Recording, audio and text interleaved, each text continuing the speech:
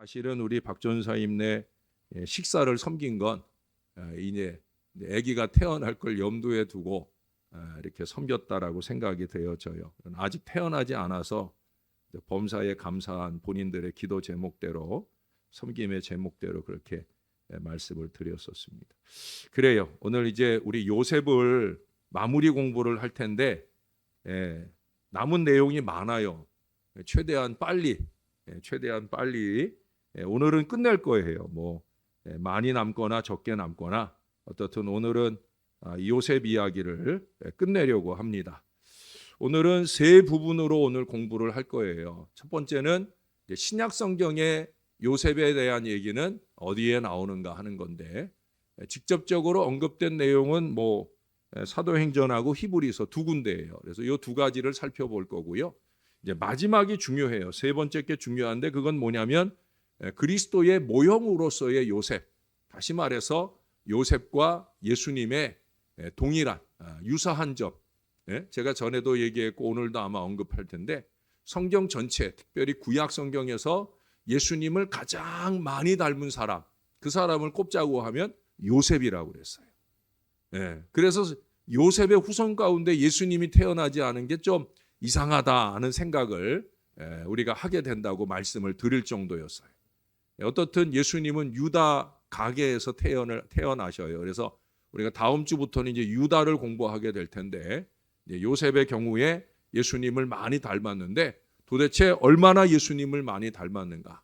그 닮은 내용들을 제가 오늘 쫙 꼽아 드릴 거예요. 그래서 최대한 빠르게 해서 오늘 요셉은 마무리하도록 그렇게 하겠습니다.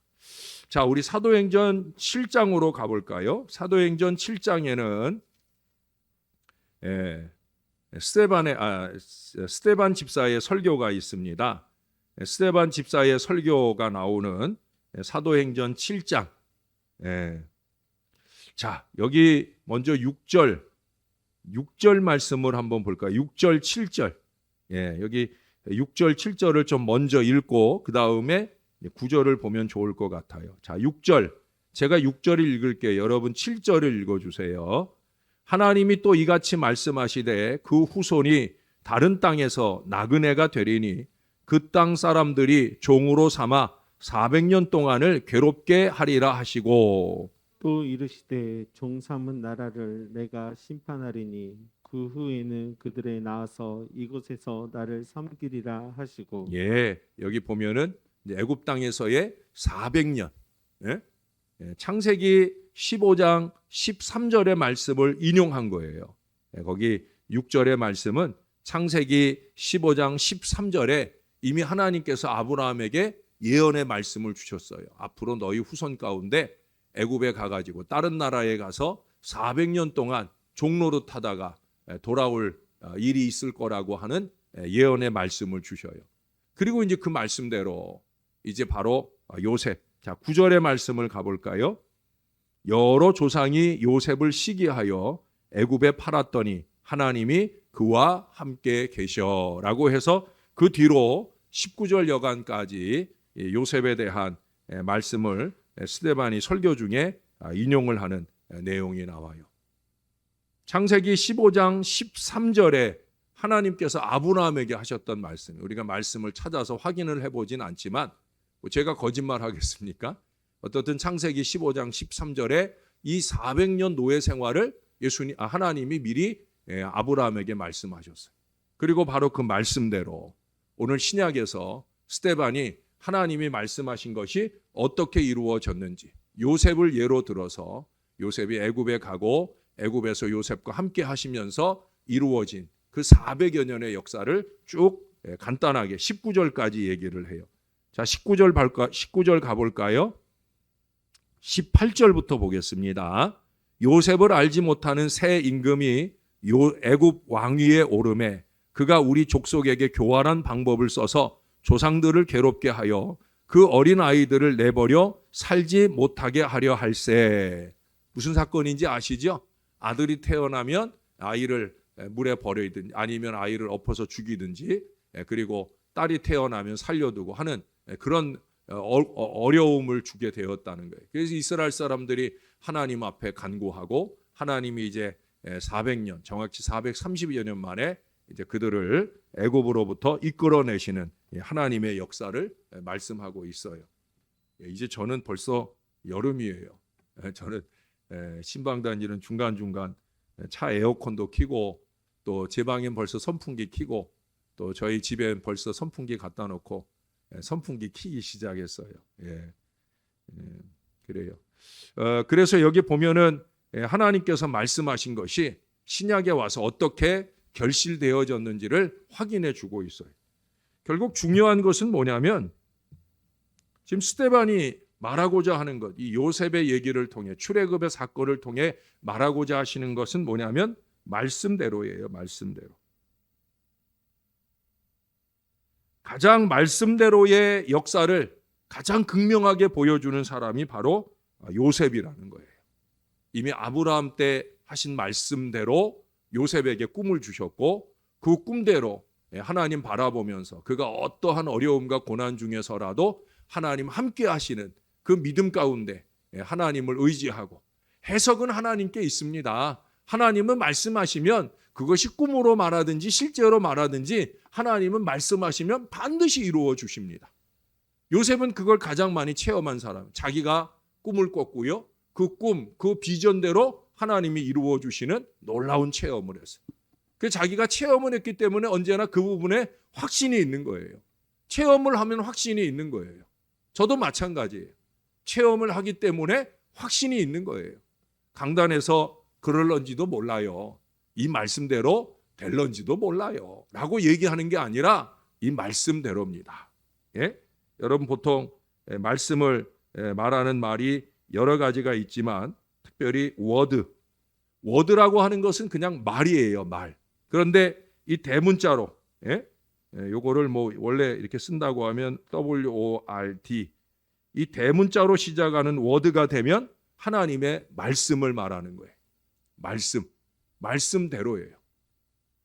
요셉에게 이루어진 모든 일들은 말씀대로의 역사라고 하는 거예요. 여러분, 말씀이 결실하는 신앙을 살아야 돼요. 신앙생활을 잘하는 비결은 다른 데 있지 않아요. 여러분 왜 대신방을 합니까? 목사가 신방하고 다니는 걸음은 다른 거 없어요. 말씀과 기도를 주러 가는 거예요. 예? 신방 다니면서 뭐 여러분들이 맛있는 과일을 주고 음료를 주고 또 때로는 식사 대접을 받고 이런 것 때문에 신방 가는 게 아니잖아요. 말씀 드리러 가는 거예요. 기도해 드리러 가는 거예요. 그 기도의 근거가 뭐예요? 말씀이에요. 말씀. 예. 이렇게 신앙합시다. 또 이 대신방 때 특별히 이 봄 대신방 때는 제가 이번에는 이렇게 말씀 미리 꺼내놓으라 이런 얘기를 안 해요. 왜냐하면 그 신방은 좀 이른 신방일 때 그렇게 하는데 지금은 5월 달인데 새해 받은 말씀으로 함께 나누기는 좀 지났는데 그래도 믿음을 가지고 우리 목사님이 봄 신방 때는 항상 새해에 받은 말씀으로 말씀을 주셨다라고 그렇게 내놓으면 그것에 근거해서 저는 또 말씀을 전하죠. 근데 그렇지 않은 경우에는 그날 신방하면서 감동받은 하나님의 말씀으로 함께 나눕니다. 또 어떤 때는 제가 미리 준비하게 하시는 말씀도 가서 전할 때도 있어요. 예, 말씀 드리러 가는 거예요. 말씀대로 이제 다음번 신방이 올 때까지 말씀 의지하고 잘 사세요. 말씀 의지하고 승리하세요. 왜? 신앙이라는 건 말씀에 은혜 받고요. 은혜 받은 말씀 붙들고 살면서 어떻게 그 말씀이 내 삶에 결실하는가 이걸 이루어 가는 거예요. 자, 여러분 W입니다. W. 말씀대로 결실하는 신앙을 살기 위해 필요한 것. 첫 번째는 뭐냐면 예배예요. 예배. W. 월십이라고 합니다. 예배. 말씀 생활. 말씀대로 살겠습니다 하면서 예배 생활을 잘 안 하는 사람은 이건 잘못하고 있는 거예요. 말씀대로 살기 위한 신앙의 첫 번째 출발점, 첫 번째 기초는 뭐냐? 예배예요, 예배. 여기 아주 훌륭한 예배 생활을 하는 분들이에요. 내가 사랑하는 사람들입니다. 제가 귀하게 보는 분들이에요. 저는 예배 잘하는 사람이 제일 예뻐요. 저는 이건 편애합니다. 여러분은 제가 편애하는 사람들이에요. 전 예배 잘하는 사람이 좋아요. 혹시라도 예배 잘하시다가 예배가 소홀해졌는데 목사가 날 보고 웃지 않는다 느껴질 때에는 그렇게 생각하시면 돼요. 저는 그렇게 하지 않지만 본인들은 그렇게 생각하면 돼요. 아, 내가 예배 생활이 게을러져서 우리 목사님이 나 미워하나 보다. 예. 정말 미워하는 건 아닙니다만 본인이 그렇게 자책하는 거겠죠.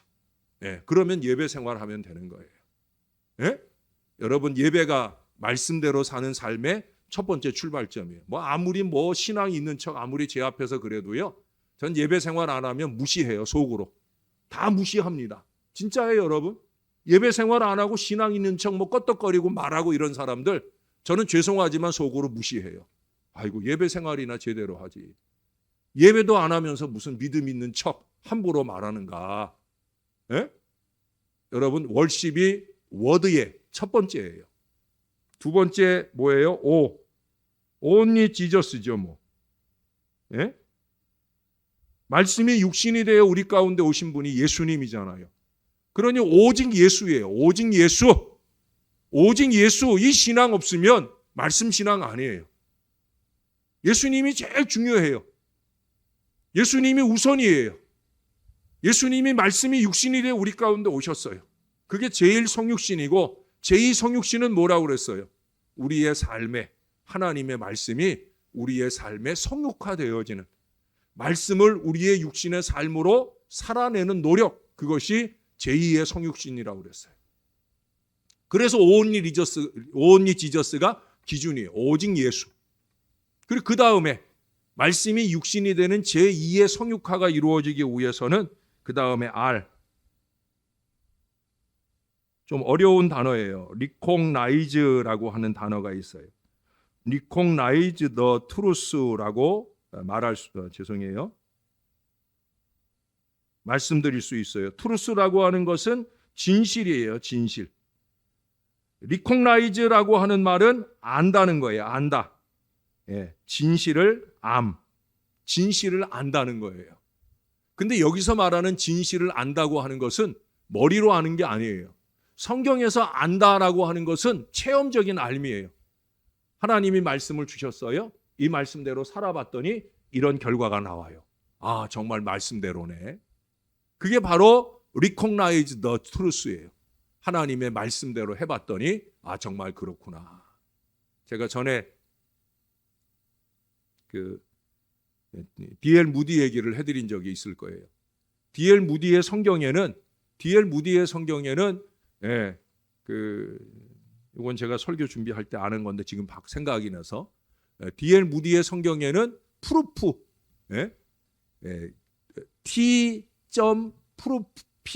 T.P라고 하는 게 많이 적혀 있다는 거예요. 모든 말씀에 예를 들어서 오늘 우리가 지금 사도행전 7장을 읽었잖아요. 거기에 보면은 6절에서 거기다 T를 해놓는 거예요. try. 이 말씀대로 한번 나도 시도해 보았다는 거예요. try. 네. 그리고 그 다음에 나오는 P는 뭐예요? 증명되었다. proof. 증명되었다는. 정말 말씀대로 됐네. 그게 D.L. 무디의 생애예요. 말씀을 보고 은혜 받으면 그 말씀 의지하여 기도하고 그 기도한 대로 역사하신 하나님의 체험을 이루어가는 거예요. 그게 recognize the truth예요. 진실을 알아가는 거예요. 진리를 알아가는 거예요. 어떻게? 체험하면서. 네. 그래서 말씀 신앙이 중요한 거예요. 마지막 D는 dedication입니다. dedication이라고 하는 말은 뭐냐? 우리가 헌신이라는 얘기 하잖아요. 그렇죠? 네. 우리 안내위원들의 헌신, 우리 성전비화위원들의 헌신, 코람데오 찬양단의 헌신. 이 헌신, 이게 데디케이션이에요.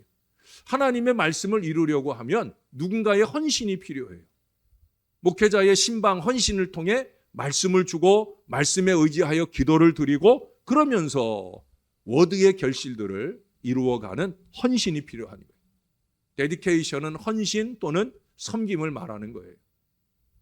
결국 워드, 이 말씀이 말씀되는 위대한 역사를 이루어가는 게 신앙인데 그 신앙을 위해서는 여기 이 네 가지의 아름다운 모습들이 이루어져야 된다.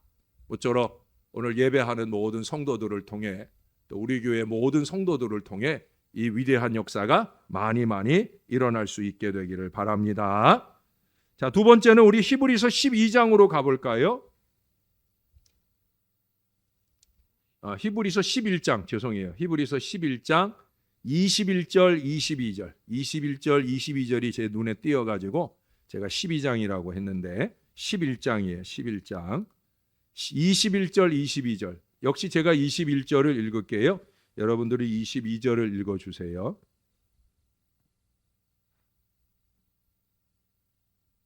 예.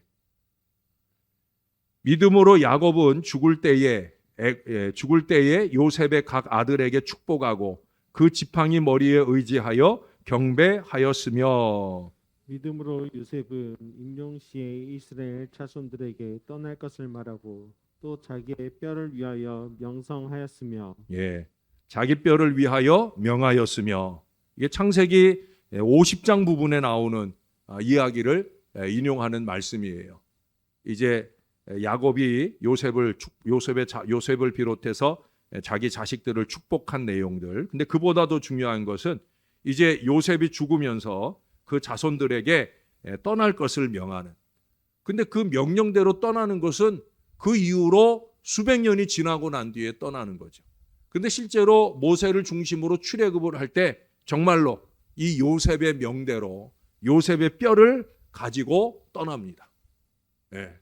요셉의 명한 대로 요셉의 뼈를 가지고 갑니다.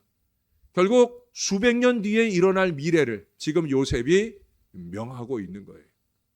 쉽게 얘기하면 비전을 제시하는 거예요.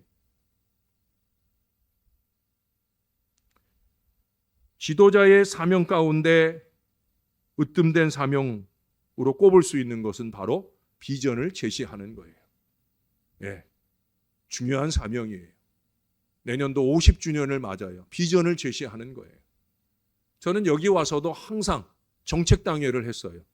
벌써 9월, 10월에 정책당회를 하면 그때 이미 새해를 위한 모든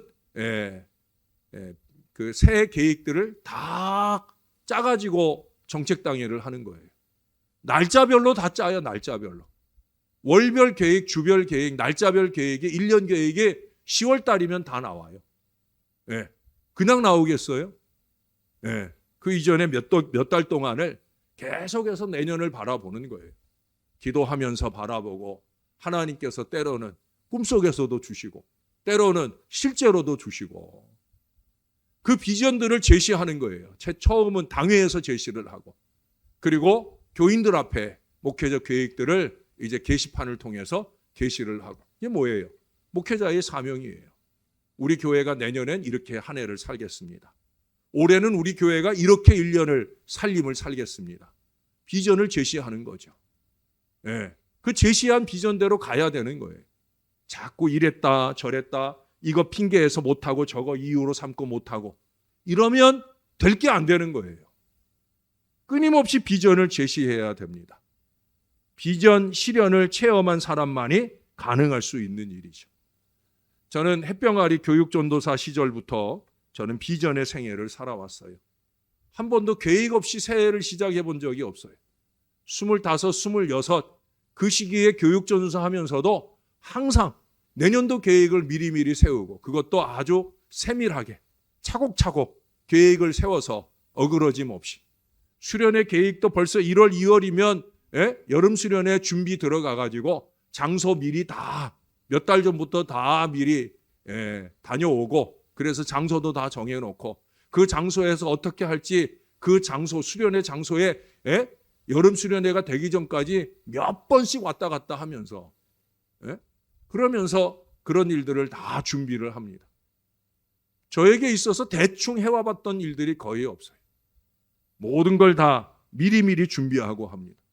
여러분 저는 지금 새벽 설교 준비 사도행전 준비하고 있어요. 요즘에 어디 봐요? 요즘에 마가복음 보잖아요. 제가 사도행전 10몇 장 지금 설교 준비했어요. 예? 계속해서 짬이 나는 시간이면 계속해서 설교 준비하는 거예요. 사도행전 준비를 저는 벌써 한다니까요.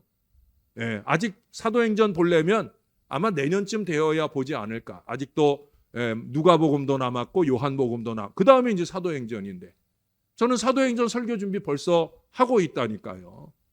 아마 올해가 가기 전에 신약성경 설교 준비 다 마무리하려고 지금 목표를 두고 열심히 하고 있어요. 미리 하는 거예요. 예? 왜? 지도자의 목표는, 지도자의 사명은 비전을 제시하는 거예요. 하나님은 언제나 꿈을 주시거든요. 자꾸 골몰하고 자꾸 노력을 하면은요, 하나님은 자꾸 보여주셔요. 여러분, 저는 이 핸드폰에 보면은 여기 노트라는 게 있어요. 이게 노트예요. 보여요? 여기 한번 클로즈업 해봐 주세요. 예. 여기 보면 이 노트 안에 무수한 계획들이 있어요. 예.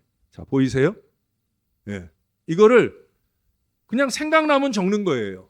여기 보면은 내년 50주년에 대한 노트도 있어요. 예? 계속해서 적어 나가는 거예요. 그때 감동 받는 대로 계속 적어 나가는 거예요. 예. 물론 그 가운데 실행에 옮겨지는 것도 있고 그냥 노트한 걸로 끝나는 것도 있어요. 그건 앞으로 더 하나님이 말씀하시는 대로 따라가겠죠. 여러분, 부족한 종이 많은 눈물과 기도로 또 땀의 결실로 이 비전들을 품고 여러분들과 나누며 그것들을 이루어 갑니다. 그동안에 하나님께서 저에게 비전을 주시고 그 비전을 실현해 가는 데 있어서 불가능했던 일을 가능했던 엄청난 역사들이 많이 있어요. 물론 그 가운데 실패는 없었냐? 왜 없겠습니까? 실패 있었어요. 하나님께서 감동 주신 바를 따라 꾸준한 비전의 미래를 살아가려고 할 때 사단이 얼마나 역사를 하겠습니까? 사단의 역사가 어떤 때는 참 기가 막혀요. 코가 막혀요. 눈물이 막혀요. 예. 요거 조금만 더 하면 되는 일인데 사단이 역사하면서 그 비전, 그걸 위해서 몇 달 동안 열심히 골몰하고 기도하고 땀 흘리고 눈물을 흘렸던 일들이 한꺼번에 무너지는 일들을 얼마든지 많이 만나게 됩니다. 사랑하는 여러분, 여러분은 부족한 종과 함께 종에게 주시는 비전을 함께 펼쳐가라고 종에게 붙여주신 하나님의 사람들이에요. 저와 함께 기도해 주셔야 합니다. 이제 저의 목회가 이곳에서 이제 길면 11년, 10년 뭐 그 정도예요. 제가 이제 세는 나이로 60세니까 그러니까 이제 길어봐야 10년 남짓 그거밖에 안 남았어요. 그 사이에 하나님이 어떤 비전을 주시고 그 비전의 미래를 열어가게 하실런지 모르지만 여러분이 이제 8년 동안 저를 경험해 보셨으면 부족한 종이 무릎 꿇고 부족한 종의 무릎 위에 주신 바 하나님의 꿈을 저와 함께 이루어 가시는 일에 여러분들이 힘이 되어 주셔야 되는 거예요. 누구를 위해서예요? 저를 위해서 아니에요. 저는 저를 위한 일을 요만큼도 안 해요. 여러분들을 목회하는 데 있어서 여러분들을 위한 저의 목회를 하고 있다는 거. 여러분 이걸 꼭 기억해 주시고 저와 함께 같은 꿈을 꾸며 같은 하나님의 온전한 역사를 경험하면서 더욱더 행복해지시는 우리 하나님의 사람들 되시기를 주님의 이름으로 축원합니다. 자, 그 다음 이제 마지막 세 번째 중요하다고 그랬죠. 바로 그리스도의 모형으로서의 요셉입니다. 제가 적으며 할 수도 있고요. 시간이 급하기 때문에 쭉쭉 얘기할게요. 자, 첫 번째, 두 번째 이것도 안 할 거예요. 자, 첫 번째, 요셉은 아버지에게 사랑받는 아들이었어요. 그렇죠? 요셉은 아버지 야곱에게 가장 사랑받는 아들이었어요. 내가 성경 요절까지는 다 제시 안 할게요. 예수님도 성부 하나님에게 가장 사랑받는 아들이었어요. 예수님이 세례받고 올라오실 때 하나님이 뭐라고 그러셨어요? 이는 내 사랑하는 아들이요 나는 저를 기뻐하노라. 내 사랑하는 아들이요 내 기뻐하는 자라. 그 말씀 하셨잖아요. 예? 사랑이에요. 중요한 것은 뭐냐? 죄송해요.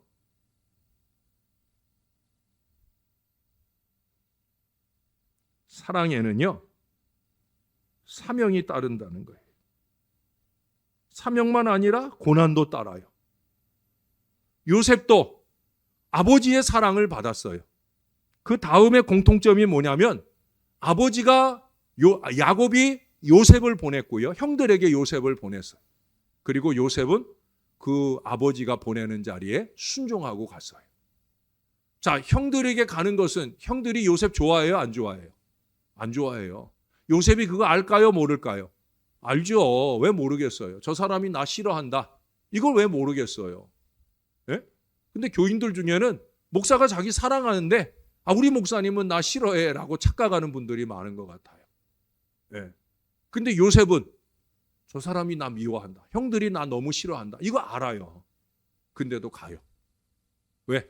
아버지가 말씀하셨으니까. 사랑에는 사명이 따르는 거예요.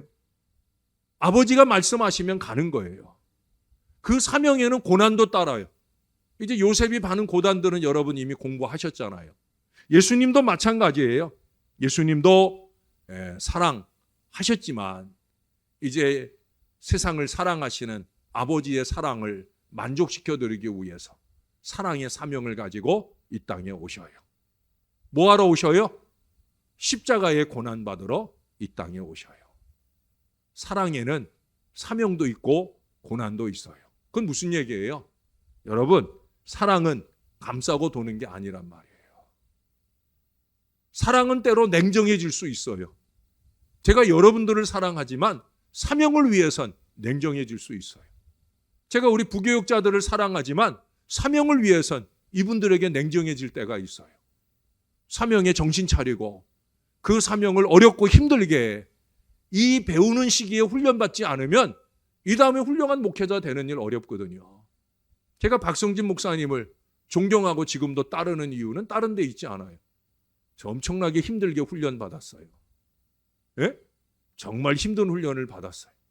그래서 그 어른이 저는 너무 존경스럽고 감사해요. 오늘의 제가 있고 오늘의 저의 목회가 있기까지 그 어른이 있었기 때문에 가능할 수 있었던 일이거든요. 뭐 그분과 함께했던 날 동안에 그분에게 도전받았던 일들을 제가 얘기하자고 하면 끝이 없어요. 네. 여러분, 사랑은 감싸고 도는 게 아니에요. 자식을 사회로부터 왕따 당하게 하시려고 하면 자꾸 감싸고 도세요. 네? 자식을 자꾸 감싸고 돌면 세상으로부터 사랑받는 자식이 되는 게 아니라 세상으로부터 따돌림 받는 자식이 되는 거예요. 사랑은 여러분, 그보다 더 하나님께 외면당할 수 있는 걸 잊지 말아야 돼요. 오늘날 목회를 하면서 목사가 제일 답답하고 안타까운 게 이거예요. 오늘날 신앙의 부모들이 너무나 자식들을 감싸고 돌아요. 자꾸 목사한테 변명을 하려고 한다니까요. 전 별로 변명 듣고 싶지 않아요. 그거 자기 자식 문제인데 자기 자식 자기가 예배 생활 안 하게 하고 자기 자식 자기가 주일 성수 안 하게 하는 일인데 그럼 뭐 내가 뭐 애달파할 일이 뭐냐라고 생각할 수 있는 일 아니겠습니까? 그러나 저는 애달파요. 마음이 아파요. 너무 답답해요. 부모님들은 안타깝게 변명을 해요. 뭐 그 변명이 아니라 정말 그게 타당한 이유인 걸 왜 모르겠어요. 예? 정말 타당하지요. 어쩔 수 없지요. 우리 아이들 봐도 그래요. 우리 아이들 봐도. 예.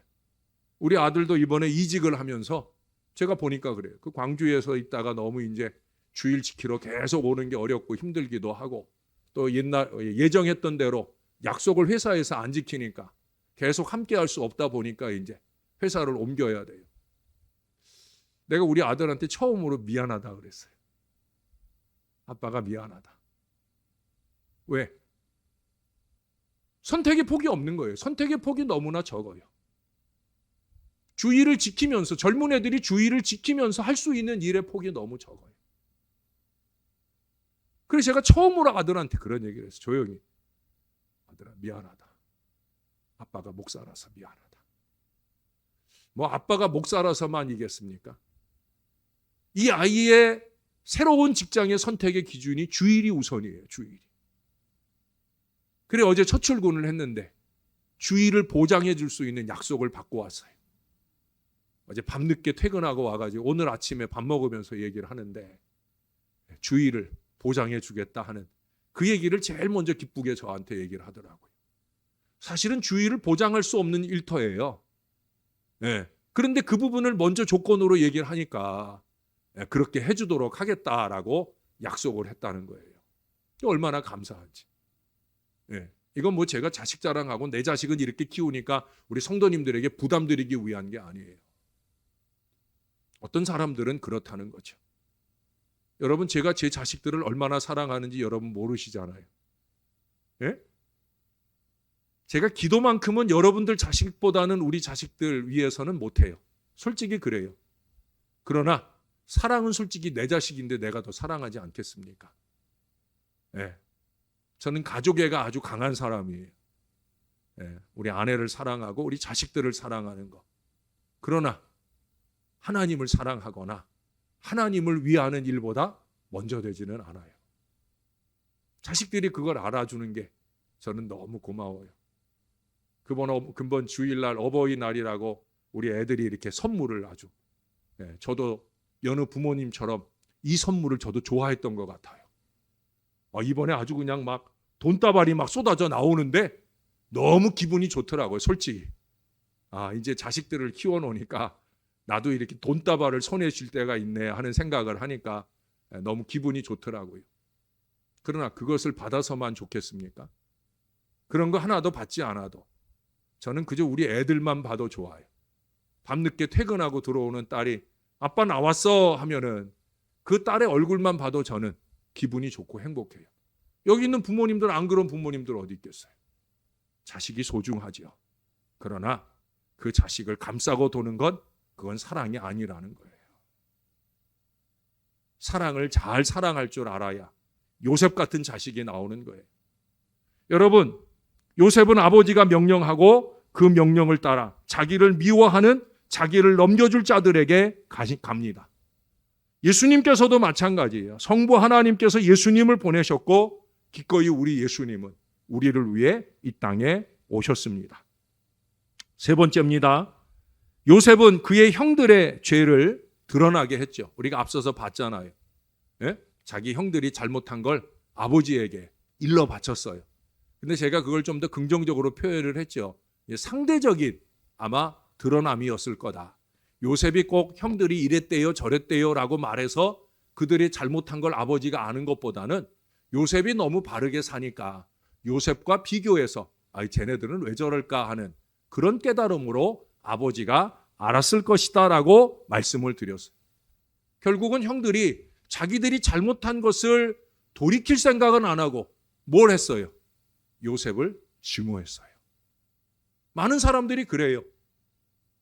목사가 제일 위험한 사역을 하는 이유는 뭐냐? 이 강단에서 하나님의 말씀을 선포하면서 안타깝게도 여러분들의 죄가 지적이 된다는 거예요.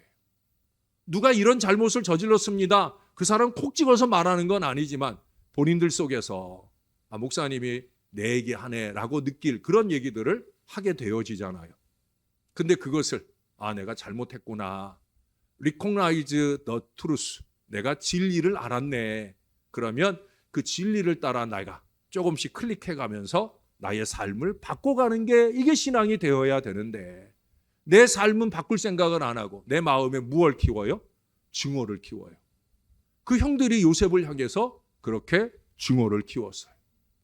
예수님 이 땅에 오셨을 때 서기관 바리새인들의 그 모든 잘못들을 많이 지적을 하셨어요. 아니, 예수님은 요한복음 1장에 보면 빛이 어두움 가운데 오셨다라는 표현으로 예수님의 오심을 설명했어요. 예수님 오실 때 세상에 어두움이 가득했는데 그때 예수님이 빛으로 이 세상에 오셨다라고 하는 거예요.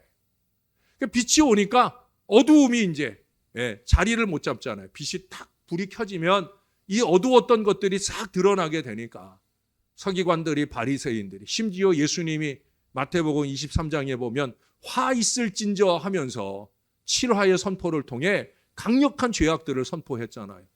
그로 통해서 결국은 빛이신 예수님이 이 어두움들로 인하여 미움을 받게 되고 나중에는 예수님이 죽음을 당하게 되는 어려운 순간까지 만나게 되었더라는 거예요. 네 번째, 예수님은 장래에 얻게 될 높은 지위를 그들에게 나타냈을 때, 예수님이 아니라 요셉은 꿈 이야기를 했잖아요. 창세기 37장에 보면 나중에 해와 달과 11별이 나에게 절한다. 11개의 볏집이 내 볏집에 절한다. 꿈 얘기를 하면서 장래에 자기가 어떤 지위에 오르게 되고 너희들은 나한테 절하는 존재들이 될 거라 하는 그런 얘기로 통해서 더욱 미움을 받았어요. 예수님도 마찬가지예요. 예수님께서 장래에 취하실 높은 지위를 인간들에게 나타내셨을 때 그들 역시도 예수님을 더욱더 미워했어요. 마태복음 24장에 보면 심지어 예수님의 제자들조차 그 일을 부정하는 일을 나타냅니다.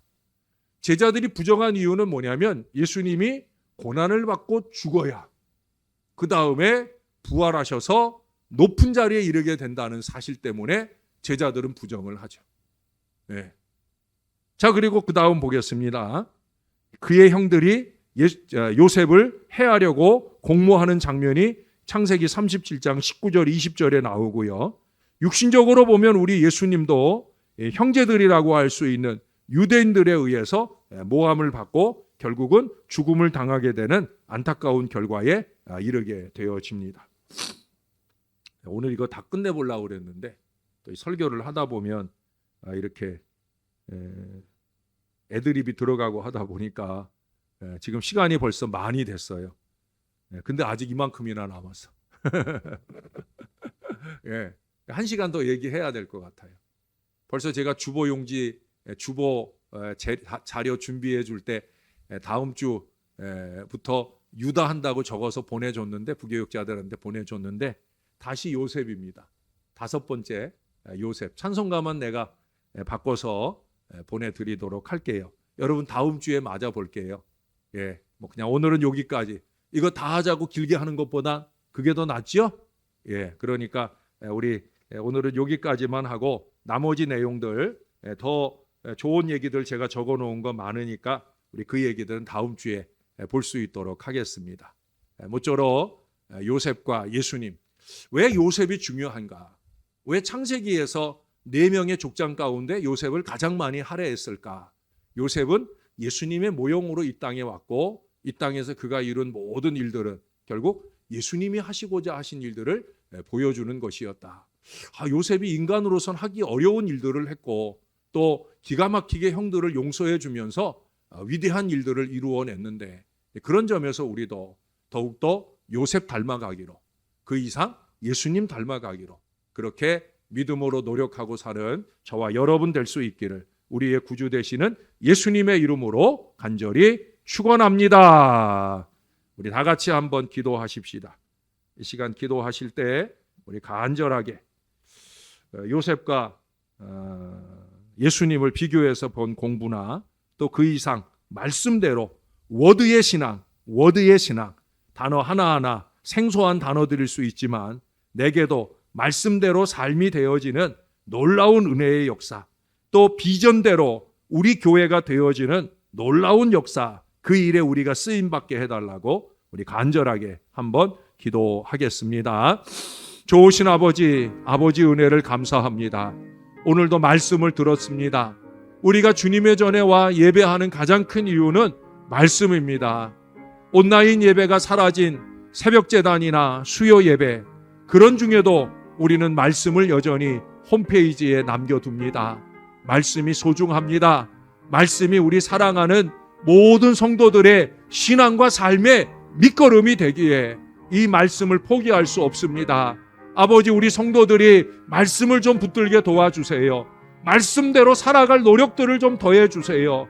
워드가 이루어져야 진정한 신앙인 것을 알 수 있도록 주님께서 은혜를 더해주세요. 주님, 우리가 입술로 많은 말들을 쏟아내는데 그 언어들 가운데 하나님이 원하시는 언어들을 많이 말할 수 있는 말씀의 사람들이 되게 해주세요. 말씀 안에 희망이 있습니다. 말씀 안에 보장이 있습니다. 말씀 안에 능력이 있습니다. 말씀 안에 우리의 신앙의 결실들이 있습니다. 말씀 안에 비전이 있습니다. 비전을 발견할 때마다, 비전을 이룰 때마다 그 모든 비전을 실현해가는 그 모든 삶을 통해 하나님의 영광을 드러내는 우리의 신앙 삶이 되게 하여 주옵소서. 요셉의 평생의 비전을 결실해가면서 하나님의 뜻을 이루었던 걸 잊지 말게 도와주시고, 부족한 종에게 더 많은 꿈을 보여주시고, 우리 사랑하는 성도들, 이 성도들의 행복한 신앙의 미래를 꿈꾸고 도모하는 모든 일들에 악한 괴계가 틈타지 말게 하시고 하나님의 역사를 이뤄내는 신비로운 은혜가 많이 체험되게 도와주옵소서. 우리 하나님, 우리를 도와주세요. 우리와 함께 해주세요. 하나님, 요셉을 4번 공부했는데도 아직도 모르는 것이 있습니다. 요셉을 또 한 번 공부해야 되겠습니다. 하나님, 요셉을 그저 아는 것으로 끝나지 않도록, 요셉의 신앙이 부러운 것으로 끝나지 않도록, 요셉이 이루었던 예수님의 모형을 우리도 좀 살아내보고자 노력하는 마음을 우리에게 더하여 주시옵소서.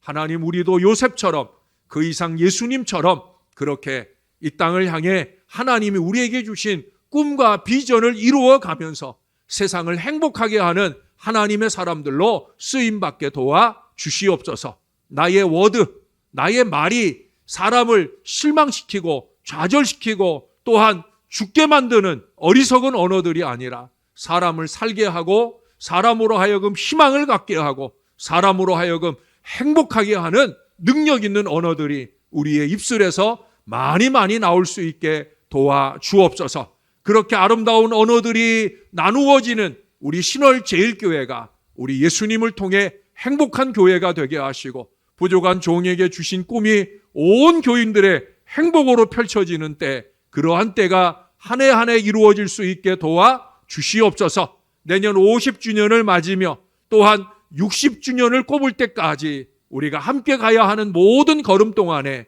너나 없이 우리 모두가 다 행복한 신앙생활을 이룰 수 있도록 도와 주시옵소서. 말씀을 주시고 말씀대로 살아가며 많이 은혜 받도록 우리를 붙들어 주시길 소원합니다. 특별히 태어난 아기를 주님이 귀하게 지켜주시고 산모나 아기나 건강한 가운데 다시 우리 가운데 와서 하나님 앞에 올려드리는 믿음의 시간까지 건강으로 지키며 인도해 주시옵소서. 우리 하나님 감사합니다. 예수님 이름으로 기도합니다. 아멘.